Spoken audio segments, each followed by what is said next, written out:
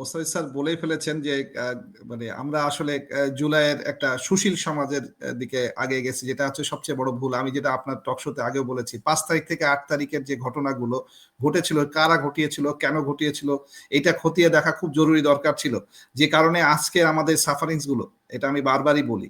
তাহলে এই 5 থেকে 8 তারিখে যে নায়কগুলো ছিল, সেই নায়কগুলো আইডেন্টিফাই করে সবার সামনে তুলে ধরতে হবে যে এরাই হচ্ছে জাতির ক্রিমিনাল। তার মধ্যে ওয়াকার সাহেব আসবে হচ্ছে নাম্বার 1 ক্রিমিনাল হিসেবে, যেহেতু উনি তার আত্মীয় এবং উনি এইগুলোর দায়ভার নেবেন, কারণ ওই সময় সরকার প্রধান হিসেবে উনি ছিলেন। Officially unofficially he was the senior most in the power, এবং এই পাওয়ার গেমটা উনি খেলেছেন, এবং উনি কার আদেশে খেলেছেন সেটা হচ্ছে জেনারেল তারেক সিদ্দিকী। জেনারেল তারেক সিদ্দিকীকে দিয়ে উনি খেলা করেন, এখনো সেই তারেক সিদ্দিকী খেলে। তা না হলে এইগুলো ঘটানো সম্ভব না, কারণ তার বানানো সেই লেসপেন্সার গুলো এখনো রয়ে গেছে বাংলাদেশ সেনাবাহিনীতে। এবং এইগুলো যদি আমরা প্রতিকার করতে চাই, তাহলে আন্দোলন এখন করতে হবে। আন্দোলন শেষ হয় নাই, সেই আন্দোলনটা দরকার হলে স্বরাষ্ট্র মন্ত্রণালয় ঘেরাও করে এই ছাত্রদেরকে, তাই এই লোকটাকে বাধা বের করে দিতে হবে, এই জাহাঙ্গীরকে। ডিজিএফআই ঘেরাও করে ডিজিএফআই থেকে ডিজিএফআই জেনারেলকে বের করে দিতে হবে, এই জাহাঙ্গীরকে। দুই জাহাঙ্গীর বের হলে যদি আমাদের কোনো রকমের একটু ইমিডিয়েট শান্তি আমরা দেখতে পারি, এছাড়া আসলে আমাদের কাছে আর কোনো রাস্তা নাই। আমরা আসলে একদম রাস্তার কিনারে পড়ে গেছি, আমাদেরকে আবার এই আন্দোলন করতে হবে। আন্দোলন করা ছাড়া আর কোনো রাস্তা আমি দেখি না, কারণ আমরা দুর্ভাগ্য জাতি যে আমাদেরকে আসলে আন্দোলন শেষ হয় নাই, আমাদের এতগুলো স্যাক্রিফাইস দিয়েও শেষ হয় নাই। আমাদের আসলে এই পুলিশ বাহিনীকে দিয়ে আমরা অত্যাচারিত হচ্ছি, এই পুলিশ বাহিনী দিয়ে আবার মানে আমরা মার খাচ্ছি, এই জিনিসটা আমাদেরকে দেখতে হচ্ছে। তার মানে এখন সবচেয়ে বড় আমার যেখানে মানে প্রশ্ন, সেটা হচ্ছে যে যেটা দিয়ে আমি আমার বক্তব্য শুরু করেছিলাম, যে দেখেন একটা চিঠি স্বরাষ্ট্র মন্ত্রণালয় থেকে বের করেছে যে তাদেরকে আর নিরাপত্তা দেওয়া হবে না। বিডিআর কমিশনে যে কয়জন কমিশন এই তদন্ত কমিশনে কাজ করেছে, তাদের নিরাপত্তা এখন যদি হুমকি হয়, যদি এখন যারা হুইসেল ব্লোয়ার, মানে আমি যেমন একজন হুইসেল ব্লোয়ার মধ্যে যে আমার দেশে কথা বলে ডিজিএফ এর রোশনালে পড়ে গেছি, ঠিক সেরকম যদি আমার দেশের প্রধান মাহমুদুর রহমান সাহেবের রিস্কটা যদি চিন্তা করি, যদি হাসনাত আবুলের কথা চিন্তা করি, যাদের এই ধরনের যারা বক্তব্য, যারা এখনো পর্যন্ত মানে আঘাতপ্রাপ্ত হন নাই, তাদের আঘাতের কথা চিন্তা করি, তাহলে প্রত্যেকটা মানুষকে আমাদের তাদের পাশে দাঁড়াতে হবে। প্রত্যেকটা মানুষকে এখন ভ্যানগার্ডের ভূমিকায় চলে যেতে হবে, এবং আমাদেরকে আসলে একটা দুর্গ তৈরি করতে হবে। তাছাড়া এই ইন্ডিয়ার মতো মানে জাতির কাছ থেকে মুক্তি পাবো না। এরা হচ্ছে রাক্ষসের মতো করে এই শেখ হাসিনাকে তৈরি করেছিল।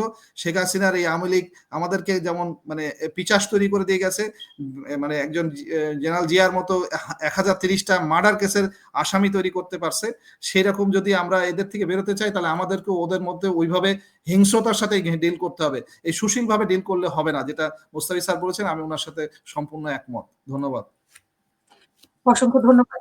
আমরা শেষ করবো ব্রিগেডিয়ার জেনারেল জিয়াউল হাসান, আপনাকে।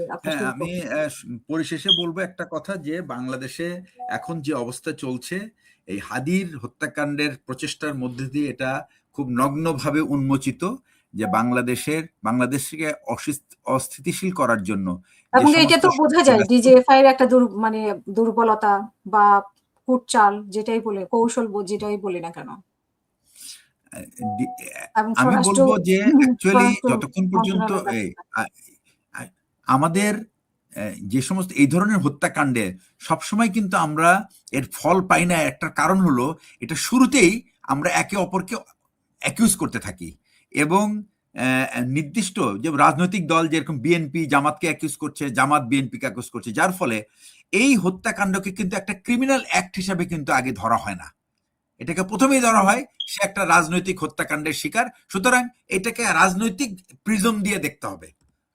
আমি দেখবো এটা একটা প্রফেশনাল। অনেকেই সাজেস্ট করছে যে এখানে মির্জা আব্বাসকে আসামি করা হোক, কিন্তু মির্জা আব্বাসের সংশ্লিষ্টতা তো আমাদেরকে বুঝতে হবে, তারপরে না আসামি।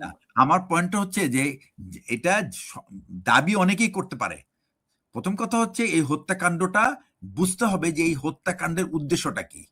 হত্যাকাণ্ডের উদ্দেশ্য একটাই, কারণ হাদির কোনো পলিটিক্যাল প্ল্যাটফর্ম ছিল না, সে ছিল সবচেয়ে সোচ্চার। সমস্ত অনিয়মের বিরুদ্ধে সে একটা কথা বলেছিল যে আমি সংসদে যেতে পারলে 300 আসনের চাঁদাবাজদের আমি মুখোশ উন্মোচিত করব।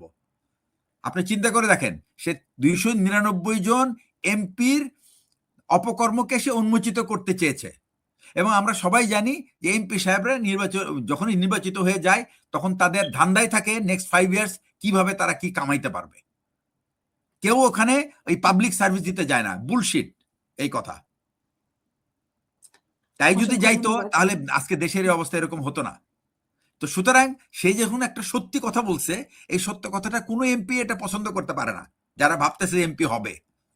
সুতরাং আপনাকে প্রথমেই দেখতে হবে এটা একটা ক্রিমিনাল অ্যাক্ট, এবং এই ক্রিমিনাল অ্যাক্টের এগেনস্টে কে কে এর ভিতরে ইনভলভ ছিল সেটা আপনাকে বের করতে হবে। সেকেন্ড হলো এই কেন হাদিকে এই 15-16 দিন ধরে হাদি যে থ্রেট পাচ্ছে এটা জানানোর পরেও হাতির জন্য কেন নিরাপত্তার কোনো ব্যবস্থা গ্রহণ করা হয় নাই? সে তো একটা ক্যান্ডিডেট, সে তো একটা দেশের নাগরিক, সে এই নাগরিকটা কন্টিনিউয়াসলি থ্রেট পেয়ে যাচ্ছে যে তাকে মেরে ফেলা হবে, তার স্ত্রী পরিবার পরিজনকে রেপ করা হবে, তার বাড়িঘর জ্বালিয়ে দেওয়া হবে। এইটা বলার পরেও কেন পুলিশের অথরিটি হাদিকে প্রোটেকশন দিল না? কেন পুলিশে যদি প্রোটেকশন সে যদি নাও চেয়ে থাকে, সে হয়তো চায় নাই বিকজ সে একটা সাধারণ মানুষ, কিন্তু একটা সাধারণ মানুষ যখন, এটাই আমি বলি যে এই পুলিশকে হতে হবে মানুষের পুলিশ, নট আওয়ামী লীগ বিএনপির নেতাদের পুলিশ। এটা হতে হবে মানুষের পুলিশ। হাদি একজন মানুষ ছিল, সাধারণ মানুষ ছিল, সে থ্রেট পাচ্ছিল কারণ সে রাজনীতি করছে, সে ইলেকশনে যাচ্ছে। এই কথাটা জানানোর পরেও, আইন শৃঙ্খলা বাহিনীকে জানানোর পরেও কেন তার জন্য ব্যবস্থা গ্রহণ করা হলো না, এটার জবাব প্রথমে স্বরাষ্ট্র উপদেষ্টা তার সংশ্লিষ্ট পুলিশের কাছ থেকে নেবে, এবং তাকেই প্রথম দায়ী করতে হবে এটার জন্য। আমি অন্য কাউকে দায়ী করতে এই মুহূর্তে রাজি না। এরপরে যখন আমরা ইনভেস্টিগেশন করে যদি দেখি যে তাকে কেউ প্যাট্রোনাইজ করেছে, এই কিলারকে কেউ প্রথম কথা, কিলারকে তো আপনি ধরতে দিলেন না, সে তো বের হয়ে চলে গেল।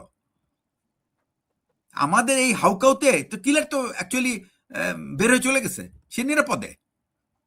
কারণ ক্ষমতাবানরা কখনোই চান না যে কিলারকে ধরা পড়ুক। যেতে দেওয়া হয়েছে পরিকল্পিতভাবে। যদি কিলারকে ধরাও পড়া হয়, দেখা যাবে সে বাঁচতে পারবে না, সে তাকে আগে মেরে ফেলছে, আসল সত্য বের হবে না।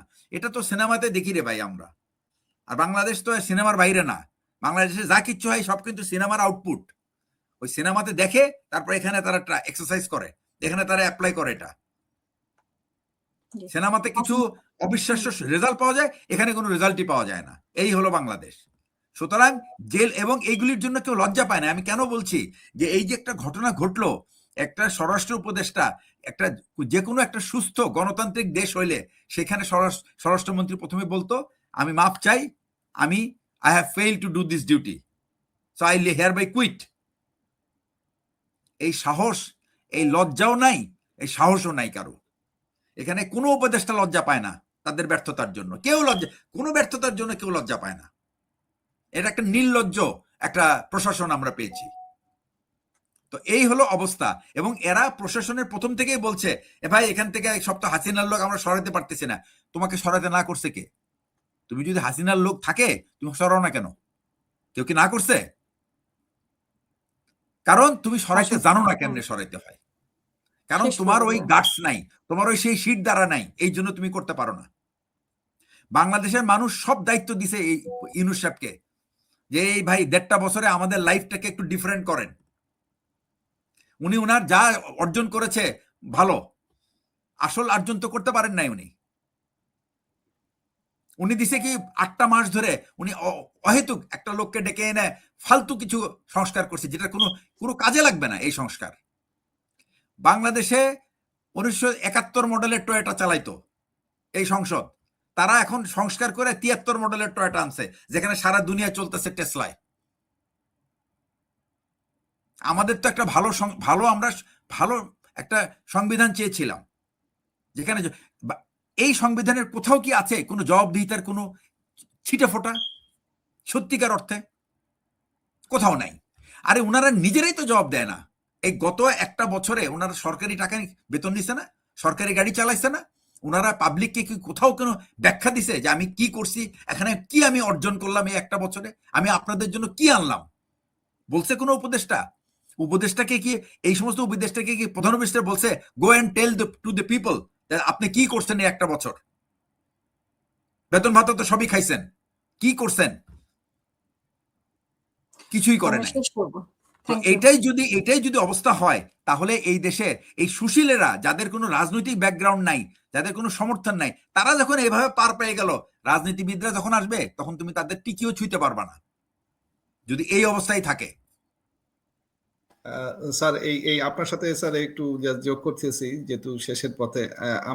আমি স্যার এর আগেও বলেছি যে গণভোটটা স্যার খুব ইম্পর্টেন্ট আমাদের জন্য, এই কারণে যে গণভোটের মাধ্যমে সংবিধান পরিবর্তনের যে ধারাবাহিকতা সেইটাকে স্যার যারা যারা সমর্থন করবে না তাদেরকেও আমাদের চিহ্নিত করতে হবে। সেটা যদি হয় বিএনপি, তাহলে বিএনপিকে এইটার পরিষ্কার করতে হবে যে তারা গণভোট কেন চায় না, তারা এই পরিবর্তন কেন চায় না, তারা কি আসলে ওই আবারও সেই ইন্ডিয়ার অজ্ঞাবহ হয়ে আসতে চাচ্ছে, তারা কি ওইরকম মানে লেসপেন্সারগিরি করবে, আরেকটা মানে আওয়ামী লীগের মতো আরেকটা টেনিও চালাবে। এটা স্যার আমাদের মনে হয় দাবি তোলা উচিত, আমরা সেই পরিষ্কার করে কথাগুলো বলা উচিত। আমি তোমার এই স্টেজে এসে এই কথাটাই যে দাবি তোলা উচিত, এটা তো তুমি পরিষ্কার দেখতে পাও না? আমি তো দেখতে পাই যে ওরা আর এক 5-8টা গ্রুপ আসতেছে, আমি দেখতে পাই, দেশের বহু মানুষ দেখতে পায়, তুমি না দেখার তো কোনো কারণ নাই। সুতরাং এই দাবি তোলার কোনো কারণ নাই। তারা বিএনপির মতো একটা রাজনৈতিক দল যারা হতে পারত এই দেশের একটা নতুন পরিচয়, they have miss the chance. তাদের সুযোগ ছিল এই জাতিকে একটা ভালো সংবিধান দেওয়ার, এই জাতিতে প্রত্যেকটা ক্ষেত্রে একটা সংস্কার করে দেশকে একটা সত্যিকার অর্থে একটা সুন্দর সংবিধান দিয়ে সুন্দর কাঠামো দেওয়ার একটা সুযোগ ছিল। They have lost the chance. তারা সেই বস্তা পচা আইডিয়া নিয়ে বসে আছে। তারা কি এমন কিছু বলছে? তারা কোনো আশার বাণী এই ভবিষ্যৎ প্রজন্মের জন্য কিছু আছে তাদের? কিছুই করে নাই তারা। তারা তো অ্যাকচুয়ালি তারা কেন নোট অফ ডিসেন্ট দিবে? আমি যদি বিএনপি লিডার হই, আমি কখনোই নোট অফ ডিসেন্ট আমি কেন দিব? অন্যরা আমার কাজের এগেনস্টে নোট অফ ডিসেন্ট দিবে যদি দিতে চায়। আর আমি অ্যাজ এ বিএনপির মতো একটা বড় পার্টি হয়ে আমি কেন অন্যদেরকে সেই নোট অফ ডিসেন্ট দেওয়ার সুযোগ দিব? এই দায়িত্বটা বিএনপি কমপ্লিটলি পালন করতে ব্যর্থ হয়েছে। বিএনপি